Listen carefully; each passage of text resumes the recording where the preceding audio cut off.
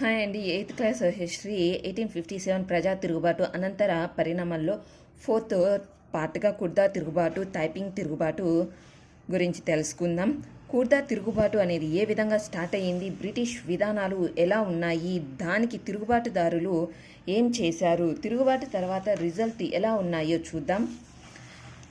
కుర్దా తిరుగుబాటు 1817 కుర్దా ప్రదేశంలో స్టార్ట్ అయ్యింది.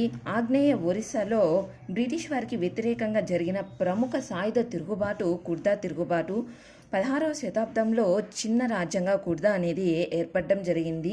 కాలక్రమేణా 19వ శతాబ్దంలో 105 కోటలతో 60 పెద్ద గ్రామాలు, 1109 చిన్న గ్రామాలతో ఏర్పడడం జరిగింది. 105 కోటలు, 60 పెద్ద గ్రామాలు, 1100 చిన్న గ్రామాలతో ఏర్పడడం జరిగింది.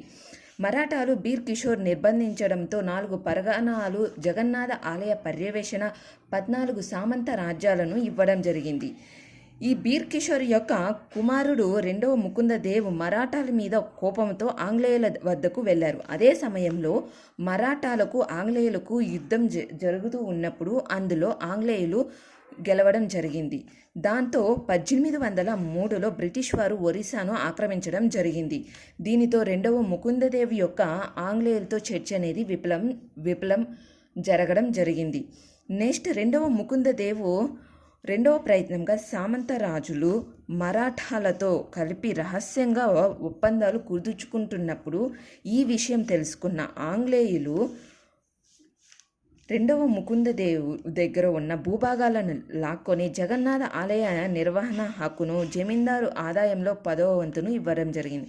అలానే పూరిలోనే నువ్వు నివాసం ఉండాలని బ్రిటిష్ వారు ఎవరిని అంటే రెండవ ముకుందదేవ్ని ఆదేశించడం జరిగింది.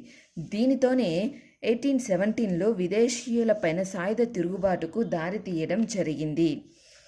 దీంతో ఒరిస్సాను ఆక్రమించిన బ్రిటిష్ వారి విధానాలను చూస్తే ఫస్ట్ రాజ్యం యొక్క మిలిటరీ అధికారి అయినటువంటి బక్షీ జగబంద్ అనే ప్రసిద్ధి బిరుదు పొందిన అతని మీద అండ్ పైక్స్ అంటే మాజీ సైన్యం పైన, ప్రజలపైన, ఈ ముగ్గురు పైన పడుతుందన్నమాట భారం. అందులో బక్షీ జగబందుగా బిరుదు పొందినటువంటి రాజు యొక్క మిలిటరీ కమాండర్. ఈయన అసలు పేరు వచ్చేసి జగబంధు విద్యాధర్ మహాపాత్ర భ్రమరావర్ రాయ్. అసలు పేరు జగబంధు విద్యాధర్ మహాపాత్ర భ్రమరావర్ రాయ్. ఈయన బ్రిటిష్ వారి చర్యలకు బిచ్చగాడిగా 2 సంవత్సరాలు ఉండడం జరిగింది. ఈ బిచ్చగాడి సమయంలో కుర్దా ప్రజల యొక్క విరాళాలతో తన జీవనం సాగించడం జరిగింది. ఇది ఇలా ఉంటే రాజ్యంలోని పైక్స్, వీరినే మాజీ సైన్యం అంటే రాజు యొక్క మాజీ సైన్యం జీవితాల మీద పూర్తిగా ప్రభావం చూపడం జరిగింది. అలానే ప్రజలు కూడా 1805-1817లో ప్రజలు కుర్దాను విడిచిపెట్టి వెళ్ళిపోవడం జరిగింది. ఏ సంవత్సరం? 1805-1817న ప్రజలు కుర్దాను విడిచి వెళ్ళిపోవడం జరిగింది. ఈ ప్రజలపైన పన్నులు చెల్లించిన వారి భూములను బెంగాల్లోని రెవెన్యూ ఆఫీసర్స్, మారకందారులు అంటే వీళ్ళని సెక్యులేటర్స్, వీళ్లకు అమ్మేయడం జరిగింది. అలానే బ్రిటిష్ వారు సిక్కా ద్రవ్యం, దీన్నే వెండి నాణ్యాలను కుర్దాలో ప్రవేశపెట్టడము, పన్నులు సిక్కా ద్రవ్యంలోనే చెల్లించాలని, ఉప్పు, ఆహారం ధరలను విపరీతంగా పెంచడము, స్థానిక ఉప్పు తయారీకి వ్యతిరేకతలు చూపడము, బ్రిటిష్ వారు ఒరిస్సాలోని భూములను కలకత్తాలో వేలం చేయడం, ఇవన్నీ బ్రిటిష్ వారు విధానాలను చూసి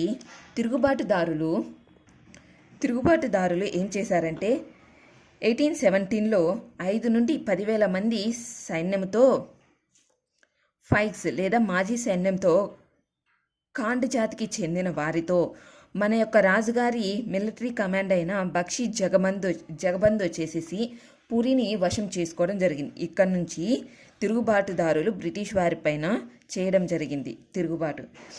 అలానే బ్రిటిష్ వారు ఈ పూరిని వశం చేసుకోవడంతో బ్రిటిష్ వారు వచ్చేసేసి రాజు యొక్క కుమారుడు ఎవరు? రెండవ ముకుందదేవ్.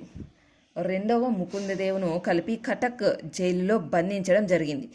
దీనికి రెస్పాండ్గా తిరుగుబాటుదారులు ఏం చేశారు? బక్షీ జగబంధు, అతని యొక్క ఫ్రెండ్ కృష్ణచంద్ భ్రమరావర్ ఇద్దరూ కలిసి కటక్, కుర్దా మధ్య సమాచార వ్యవస్థను నిలిపివేయడం జరిగింది. అలానే 1825 మేలో 1825 మే వరకు కుర్జింగ్ రాజు ఫైక్స్లతో కలిసి బక్షీ జగబంధు తిరుగుబాటును కొనసాగిస్తూ ఉండేవారు. లాస్ట్కి 1825 మేలో వచ్చేసేసి ఒక ఒప్పందంతో బ్రిటిష్ వారికి లొంగిపోవడం జరిగింది. కుర్దా ప్రజలపైన మీరు దయతో సహనంతో కలిగి ఉండాలి అనే ఒప్పందంతో 1825 మేలో బక్షీ జగబంధు లొంగిపోవడం జరిగింది.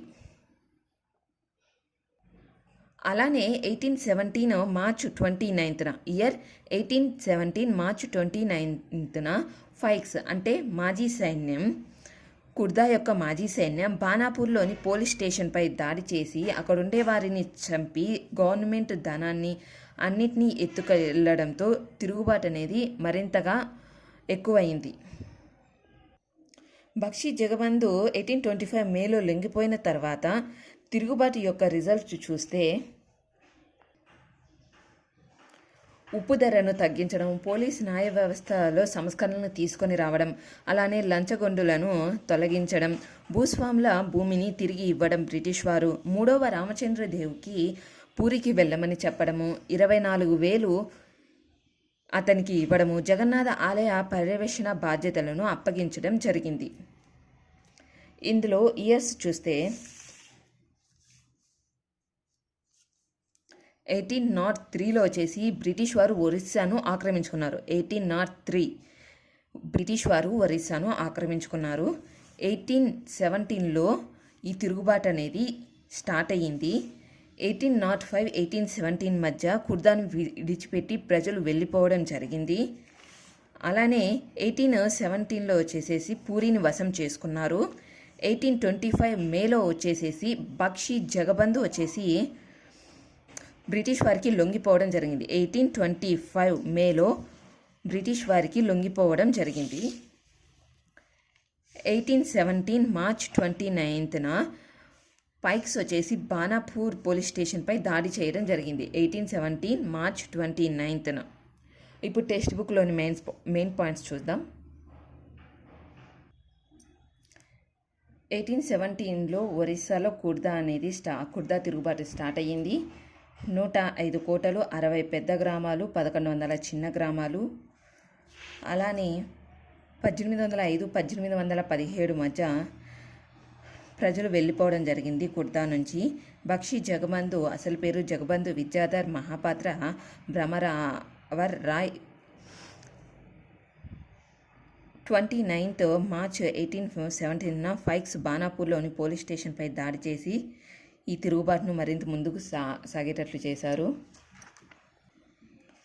1817లో బక్షీ జగబంధు వచ్చేసేసి పూరిని వశం చేసుకున్నారు. 1825 మేలో వచ్చేసేసి బక్షీ జగబంధు లొంగిపోవడం జరిగింది. నెక్స్ట్ తైపింగ్ తిరుగుబాటు చూద్దాం. తైపింగ్ తిరుగుబాటు 1850-60లో చైనాలోని హాంగ్ జియుక్వాన్ నాయకత్వంలో వేలాది మంది కార్మికులు, పేద ప్రజల నాయకత్వంలో ఈ తైపింగ్ తిరుగుబాటు అనేది జరిగింది. దీని యొక్క ప్రధాన ఉద్దేశం శాంతిని కాంక్షించే స్వర్గం లాంటి రాజ్య స్థాపన కోసం.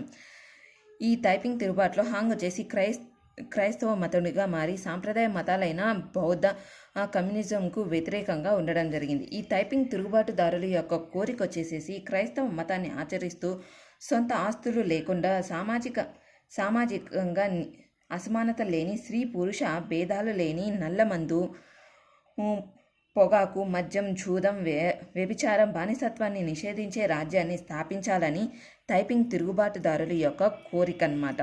ఈ తైపింగ్ తిరుగుబాటుదారులను అణచివేసింది క్వింగ్ వంశస్థులైన చక్రవర్తి. వీరికి హెల్ప్ చేసింది వచ్చేసి బ్రిటిష్ వారు, ఫ్రెంచ్ వారు హెల్ప్ చేయడం జరిగింది. ముఖ్యంగా ఈ తైపింగ్ తిరుగుబాటు నాయకత్వం వహించి హాంగ్ జియుక్వాన్. వీరి యొక్క కోరిక ఏంటి? క్రైస్తవ మతాన్ని ఆచరిస్తూ సొంత యొక్క ఆస్తులు లేకుండా ఇలా నల్లమందు, పొగాకు, మద్యం, జూదం వ్యభిచారం, బానిసత్వం ఇవన్నీ నిషేధించే రాజ్యాన్ని స్థాపించాలనేది తిరుగుబాటుదారుల యొక్క కోరిక.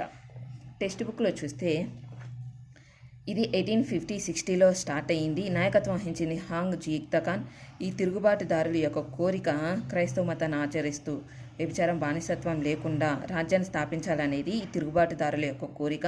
వీరికి హెల్ప్ చేసింది, ఈ తిరుగుబాటును అణచడానికి చక్రవర్తికి హెల్ప్ చేసింది బ్రిటిష్, ఫ్రెంచ్ సాయుధ దళాలు.